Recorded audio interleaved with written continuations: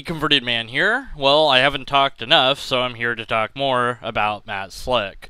So, if you haven't listened to the whole talk with me and Matt, please take some time and energy to do so, because otherwise this video won't really make sense to you otherwise. Although, if you want a quick summary, because it's too long and you did not watch, I would say the summary is thus. I made some errors, Matt did too, I corrected myself as much as I could, Matt corrected some of his website, I'm still skeptical of God, the end.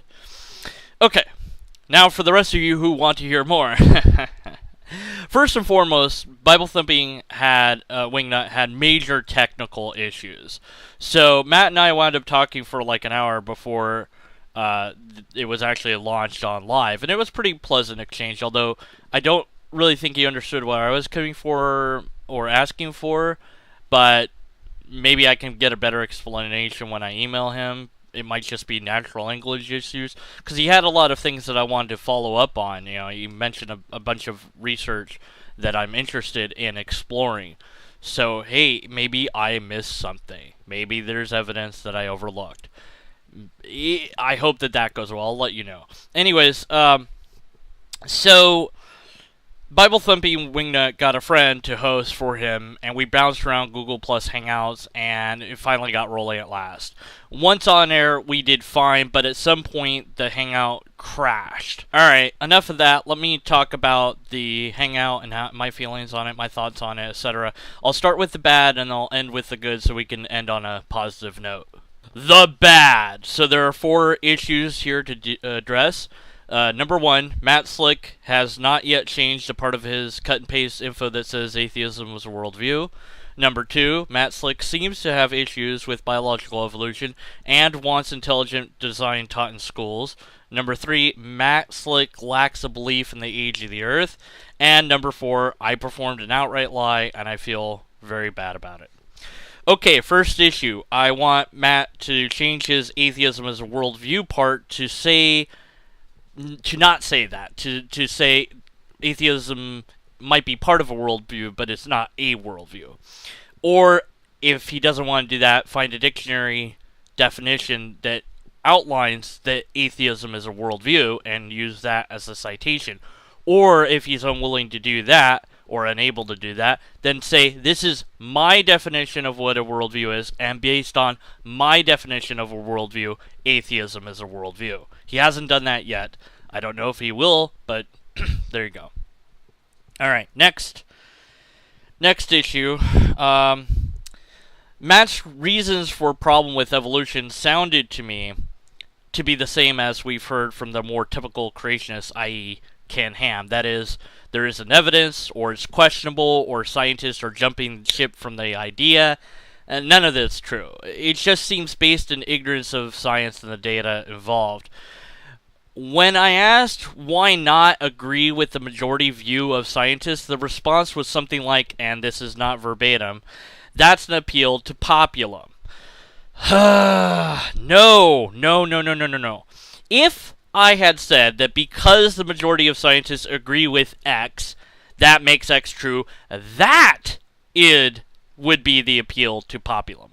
If Matt wanted to object to this from a pure informal logic perspective, he could have said something like, I do not agree with the majority view because what the majority view thinks is not relevant to the facts of the matter. The facts and or data will lead to the conclusion, and I've not personally encountered enough evidence to show me that I cannot be skeptical of this idea. Something along those lines at any rate. Of course, I would say that King Crocoduck might have been a better go-to with those sort of questions for evidence and things like this, or why not do your own research or read up on with books or what have you. But it's odd to hear these kind of things from an otherwise pretty intelligent guy. You know, to say there's no evidence or say that the evidence is lacking or things like this. So it's okay to be skeptical. I want you to understand that. It's okay to be skeptical of science. It's okay to say, you know what, I'm not sure about biological evolution. It doesn't matter how many scientists think it's true. I don't know. I haven't looked into it myself. Let me do that. Let me take some time to do that. and I'll come back to you once I've done that. So you go off, you read some books, you look at fossils in museums, you look up stuff online, and you do your research, and you go, okay, the evidence is there. I agree with it.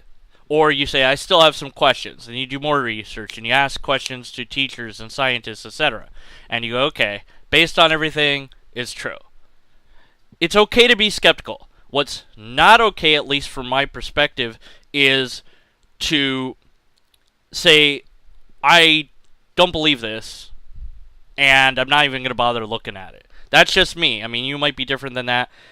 So I would love for you guys and gals out there to post in the comments what your feelings are on this idea.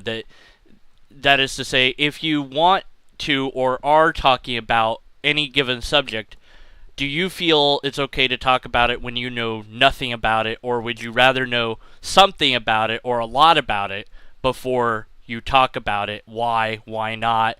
How important is that to you, etc.? Why is it important or not important to you? All right. Third issue. Bleep if I know. I guess this might be a jab at some atheists that say they lack belief in God. The whole I lack a belief in the age of the earth thing. I really don't know what to do with this one here, audience, so just let me know in the comments below what to make of this. I have no idea. Last issue. Bleep me. I really feel bad, and I owe you all an apology. Yes, I, Deconverted Man, did what I did not want to do. I performed the outright lie. Bleep. Why did I lie, you might wonder? Emotion. In that moment that it happened, I chose emotion over reason, logic, and my own sensibility. I was very irritated at the red herring that they had just performed. It bothered me, it bugged me, and I wanted to get them. I wanted to say something that they weren't expecting, and to get them to be skeptical in that moment, because I knew that they were going to doubt what I was saying. I knew that they should doubt what I was saying. But instead of owning up to it and using it as a great example of why we should be skeptical, I didn't clarify it. I didn't own up to the truth. This is regarding the, did you, how do you know your mom's your mom? And I said, well, I could get DNA evidence. Did you? And I said, yes, that's not true. I could do it, and maybe I should do it, because just to have it and be like, here, I've proven that my mom's my mom. The point is such a red herring, because we can prove that our mom's our mom. I'm guessing that because they think that skepticism is a worldview, and maybe it is, I don't know, that you have to be skeptical to the same degree of every single thing, and if you're inconsistent, then that means blah, blah, blah. But it doesn't matter why I did this. It doesn't matter that it was emotion. It doesn't matter that in that moment that I forgot my duty to the truth. I want to have the integrity to own up to my mistakes. I want you all to know on an intellectual level, if you look down on me, fine. So be it. If you think that I am a complete and utter liar from now on, so be it. But please use objective critiques of the arguments that I present, because that's what matters, not whether I lie or tell the truth, or am I even a habitual liar, I think that's how you say it, can give you a logically coherent argument. It doesn't matter that, yes, they always lie or they lie a lot. What matters is the arguments. On a social note, I feel awful for letting you down. Many of you have said kind words to me and about me, and I hope that I can regain any trust that I might have lost with you, and that you'll give me a chance to do so. If not, let me know, and I'll understand, and I'll let you be. I won't try to talk to you, because some people, you get one chance and that's it. Other people, they give you 10, 20 chances. And I'm not going to judge you on what you feel is right to do in the social aspect regarding me. Um, I hope that I'll be a better friend to you and not let you down again in the future. And I hope that you too will help me be the best that I can be, just as I want to help you be the best you that you can be. Alright, now let's address the good issues. There are 6 issues here to talk about. Number 1, Matt Slick took out Hitler on the list of deaths under Atheist Watch. Yes! Matt fixed the section of his webpage that I mentioned to him. Matt is on the side of not wanting Christians to let their kids die, thinking that prayer will fix everything, and on his webpage is promoting going to a doctor as a Christian. Matt is okay with me saying it's all Matt Slick's fault as a meme. I'm not going to talk about that. I'm just glad that that's a thing. Number 4 is I mentioned Lobsterist a few times.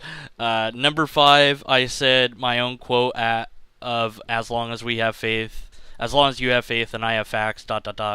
Number 6, I was only muted once, and I was only kicked when I totally deserved to be kicked, and only after we were off the air. Okay, so first issue, this really shows that Matt has integrity. When I told him about the Hitler thing, he said something to the effect of, and again, not verbatim, "What? Hitler isn't an atheist." I'll fix that. I'm very impressed with that. I really appreciate that, and I give props to Matt for doing that. The second issue, I told Matt off air about a section of his webpage that was blank. A whole part was missing. And he was really shocked by that, and he went to fix it. And now it's a complete section with a far better layout than it had before. I disagree with the content, and maybe I'll do a video on it later with a few people. But nonetheless, I'm glad that he fixed it, and he appreciated it that being brought to his attention. Number 3 was he doesn't want Christians to use only prayer. So this is a great thing. We need to collectively set aside our disagreements with Matt personally, and other theists as well, to find a way to come together on this issue that is plaguing our society. Matt's a big name. He has lots of supporters. Can we go to churches that have this prayer heals idea with Matt, have him do a sermon, explain biblically why they're wrong, and then we can come up and say we are skeptics and we also think that this is wrong? When you have both an enemy and a friend telling you the same thing, you gotta listen to it, you know? There's that idea at any rate. Could we do a writing or email campaign? Would Matt want to be involved? How much? Can Matt reach out to other big name apologists and get them to join in, and so on. Working together, we might come to several ideas and ways to tackle this very serious issue. Kids are dying, adults are dying, and they don't have to. They are dying for a false idea, and we can agree on that. So let's find a way to work together and do something to stop this. A fourth issue, a personal victory that's totally empty of anything other than my own personal happiness and perhaps an inside joke that might make you laugh or have some humor for you. Yay, Lobsterist. I mentioned Lobsterist twice at least.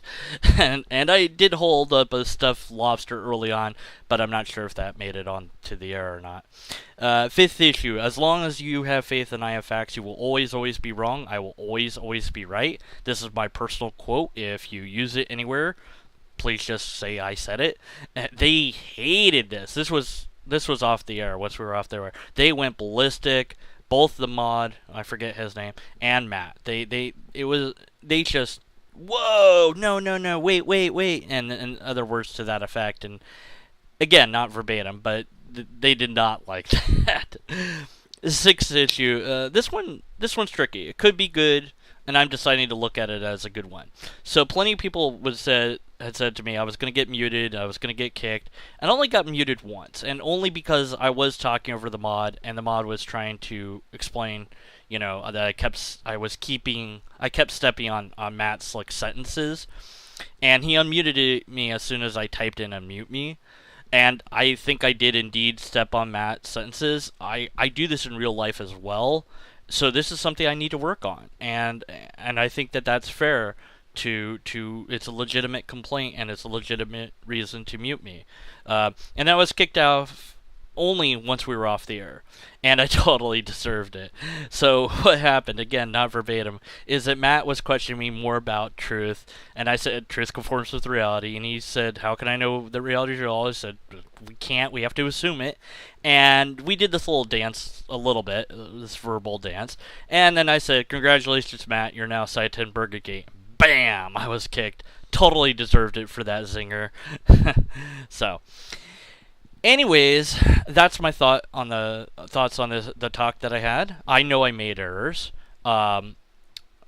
It wasn't meant to be a debate. It's not persuasionary dialogue. It was meant to be information exchange. At least that's how they're presenting it. But then they act as if it is persuasionary dialogue because they did list out logical fallacies that I might have made. I'm not sure. I can't properly analyze myself. I'm asking you, one of you, all of you, whoever wants to do it, to analyze my side as if I was doing persuasionary dialogue, even though I wasn't, and tell me how many logical fallacies, because I would love to know. It was an information exchange. We expect to have logical fallacies in an information exchange because it is not persuasionary dialogue. You are gaining information from this person, they are gaining information from you. You ask a question, they give you an answer. You ask another question about their answer so you can understand their answer better. And then they do the same to you. You're going to not necessarily have precision language during an information exchange. And if I realize that a dialogue is information exchange, I won't analyze it for logical fallacies because to do so is an improper use of informal logic. It's the wrong type of dialogue. As Matt Slick might say, it's a categorical error.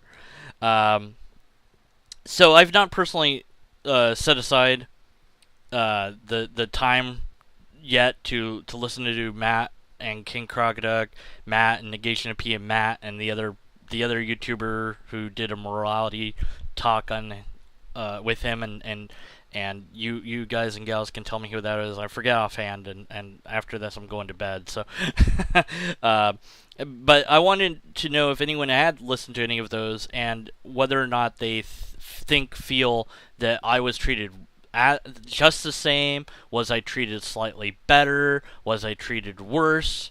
And why you feel that way, and if possible, give some examples in the dialogue box, comment boxes below this video of the.